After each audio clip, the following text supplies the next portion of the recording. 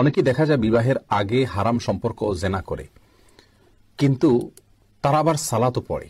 সেই সালাত আল্লাহর দরবারে কবুল হবে কিনা? ভাই তোফায়েল, আপনি যে প্রশ্ন করেছেন এর চাইতে গুরুত্বপূর্ণ প্রশ্ন প্রাসঙ্গিক যে বিবাহের আগে যে প্রেমের সম্পর্ক, তথাকথিত প্রেমের সম্পর্ক একজন ছেলে এবং একজন মেয়ের সাথে থাকে, এই সম্পর্কটি যদি শারীরিক সরাসরি জেনা পর্যন্ত নাও যায়, তথাপি এটি এক ধরনের জেনা। এবং এই হারাম সম্পর্ক, অবৈধ সম্পর্ক যদি কারোর মধ্যে থাকে, একটা শাস্তি তার দুনিয়াটি নিশ্চিত, তাহলে তার দাম্পত্য জীবনে আল্লাহ সুবহানাহু ওয়া তাআলা তাকে শান্তি এবং সুখ দান করবেন না।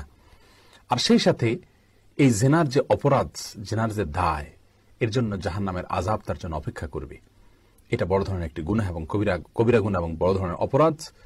সেই সাথে যদি তিনি জেনা করছেন, অবৈধ সম্পর্ক রাখছেন কোনো মেয়ের সাথে বিবাহ বহির্ভূত, একই সঙ্গে তিনি সালাত আদায় করছেন, এরকম যদি হয়, আমরা আপনার প্রশ্ন উত্তরে বলবো তার সালাত কবুল হবে না, সেটা বলা যাবে না। বরং সালাত একটি স্বতন্ত্র ইবাদত, বরং এই অবস্থায় তার আরো ভালোভাবে সালাত আদায় করা উচিত। কারণ ইন্নাস সালাতা তানহা আনিল ফাহশাই ওয়াল মুনকার, সালাত মানুষকে অশ্লীল এবং অন্যায় কাজ থেকে বিরত রাখে, ফেরত রাখে, বাঁচিয়ে রাখে। যার কারণে সালাতের ব্যাপারে তিনি আরো বেশি মনোযোগী হওয়া দরকার।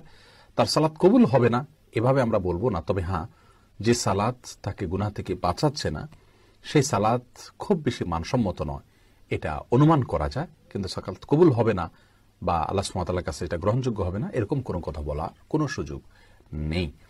আমাদের সমাজে প্রচলিত আছে সন্তান নিজের পায়ে দাঁড়ানোর আগে বিবাহ দেয় না বাবা মা, কিন্তু এই বিবাহ না দেওয়ার কারণে নানান অন্যায় কাজে লিপ্ত হয়ে যায় ছেলে মেয়েরা। এরপর ইসলাম কি বলে? সব জায়গায় এই প্রশ্ন, শুধু যুবকদের আর্তনাদ, আহাজারি, মুরব্বীরা বোঝে না। আল্লাহ তাআলা আমাদের চাচা জেঠাদেরকে, মুরব্বীদেরকে হেদায়েত দান করুন, যুবকদের কষ্টগুলো যেন তারা বুঝে সেই তৌফিক দান করুন। আমি প্রায় সময় বলি, বাবারা আপনারা কত বছর বয়সে বিয়ে করছেন? বুকে হাত দিয়ে বলতে পারবেন? বেশিরভাগ ছোট ছোট থাকতে বিয়ে করছেন, ঠিক না? ঠিক। চাচিরা আপনাদের বিয়ে হয়েছে কত? যায় দেখেন বেশিরভাগ চাচি জেঠিদের বিয়ে হয়েছে 12, 13, 14 বছর বয়সে, ঠিক না? ঠিক। আপনারা সবাই অল্প বয়সে বিয়ে করছেন। আপনাদের এত অল্প বয়সে বিয়ে না করলেও চলতো, আপনাদের এই বয়সে বিয়ে না করলেও, কারণ আপনাদের আমলে এত ফিতনা চতুর্দিকে ছিল। আরে এখন যত ফিতনা, যুবকরা নিজেদের চরিত্র বাঁচাতে পারে না, চতুর্দিকে তাদের উপরে ফিতনা মাথার উপরে এসে পড়ে। এখন আপনার চাইতে আরো আর্লি তার বিয়ে দেওয়া উচিত, যদি তার চরিত্র হেফাজত করতে হয়। এজন্য মুরব্বীরা পায়ে দাঁড়ানো বলতে কি বোঝান বলেন? পায়ে দাঁড়ানো মানে কি? বলে যে আগে নিজের পায়ে দাঁড়াও, তারপর বিয়ে দিব। আরে বাবা, সে কি আরেকজনের পায়ে দাঁড়াইছে? সে নিজের পায়ে দাঁড়াইছে না।